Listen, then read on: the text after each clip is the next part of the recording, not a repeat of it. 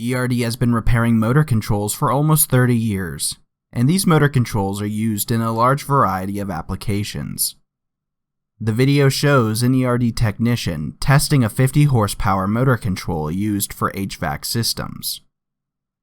This driver is more than just a power driver for a motor, as it also has a starter bypass system, allowing it to directly couple the motor to the incoming power.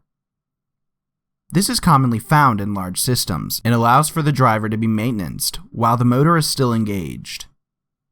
This particular project was performed for a large vehicle manufacturer and is used in their paint booth systems.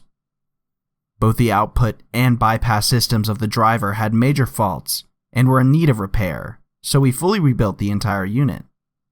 ERD personnel perform full rebuilds every day on large drivers like this, and we are capable and experienced enough to repair even larger drivers all in-house.